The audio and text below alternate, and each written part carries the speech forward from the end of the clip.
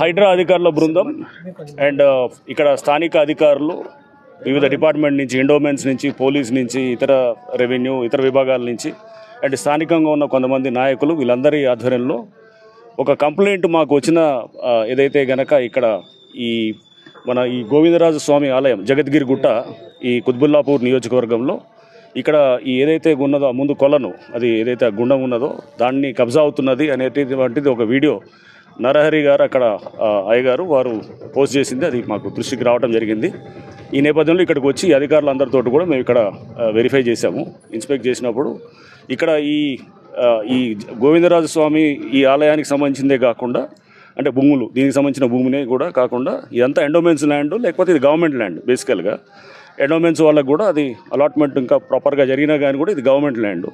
So ఈ ల్యాండ్ని ఎవరికి వాళ్ళు కబ్జాలు చేసుకుంటూ చేస్తున్నారనేది కంప్లైంట్.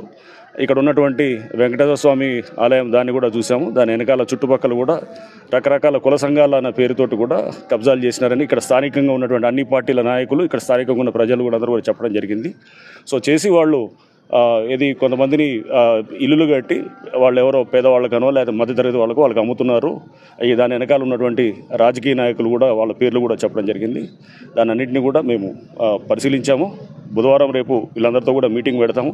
డీటెయిల్స్ అన్నీ తీసుకున్న తర్వాత మేము తప్పకుండా చట్టపరంగా అంటే ఎక్కడైతే నోటీసులు ఇవ్వాలో అక్కడ నోటీసులు ఇస్తూ మేము వారికి మొత్తం ఈ భూమి ఏదైతే ఆక్రమించుకున్నారో కాంపౌండ్ వాల్స్ కట్టి, లేకపోతే ఈ గుండాన్ని ఏదైతే కనుక ఆక్రమించినా దాన్ని కూడా తప్పకుండా యథాస్థితికి తీసుకొస్తాం. అండ్ ఈ కాంపౌండ్ వాళ్ళు ఎన్నిటి కూడా ఏదైతే వాళ్ళు ఆక్రమించుకుంటూ తీసుకొచ్చారో అవి కూడా తప్పకుండా వాటిని కూడా తీసివేయడం జరుగుతుంది. అండ్ ఏదైతే కనుక కొన్ని కుల సంఘాలు అని చెప్పేసి ప్లాట్లు చేసి వాళ్ళు కుల సంఘం అనే పేరు పెడుతున్నారు కానీ బట్ వాళ్ళు స్థానికంగా ఒకళ్ళిద్దరు లాభపడుతున్నారు.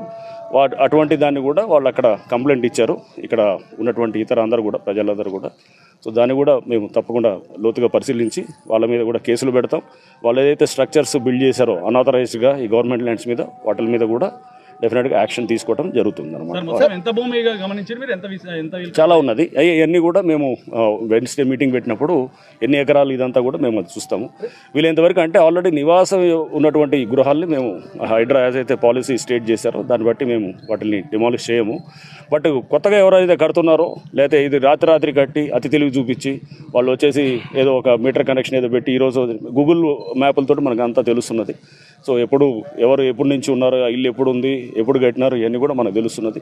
సాంకేతిక పరిజ్ఞానాన్ని కూడా వాడుకుంటూ వాళ్ళు ఎప్పటి నుంచో గతంలో నుంచి ఉంటే నివాసాలు అంటే హైడ్రా దాని ఆవిర్భావం ముందు నుంచి ఉన్నటువంటి అన్నిటిని కూడా మేము ఎటువంటి పరిస్థితుల్లో వాటిని డిస్టర్బ్ చేయం.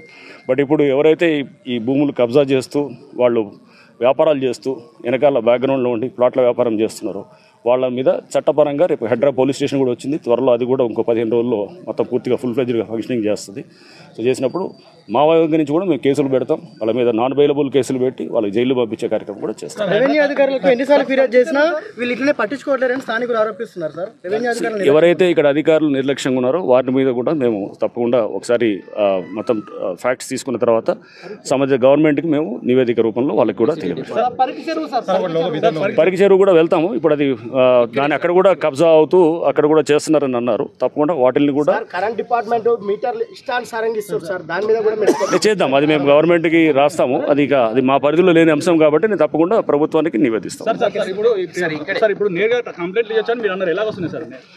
కంప్లైంట్స్ చాలా మంది వస్తున్నారు. మనకు ప్రజావాణిలో వస్తుంటాయి, లేకపోతే ఇట్లా ఏముంది వాట్సాప్లలో వస్తుంటాయి, లేకపోతే మీడియాలో వస్తుంటాయి, లేకపోతే డైరెక్ట్గా చాలా మంది మాకు ఉత్తరాలు రాస్తుంటారు. మెయిల్ హైడ్రాకామే వస్తారు. వచ్చి మాకు ప్రజావాణిలో చాలా మంది వస్తున్నారు. వచ్చి ఎవరీ మండే మాకు ఉంటుంది. ఆ రోజు కూడా వస్తుంటారు. ఒత్తి సోమవారం కాకుండా కొంతమంది అపాయింట్మెంట్ తీసుకొని రోజు ఒక 10 మంది వస్తుంటారు. అట్లా మా మండే మటుకు పెద్ద ఎత్తున వస్తున్నారు. వచ్చి వాళ్ళందరూ కూడా మార్నింగ్ నుంచి నైట్ దాకా కూర్చొని పొద్దున పోయిన ఈ లాస్ట్ సోమవారం అంటే భోగి ఉండే, అంతకుముందు సోమవారం పొద్దున 11 నుంచి రాత్రి 9 దాకా మేము కంప్లైంట్స్ తీసుకొని తప్పకుండా పరిష్కారం చేస్తాం. అన్నింటిని కూడా టైం లోపల చేస్తాం.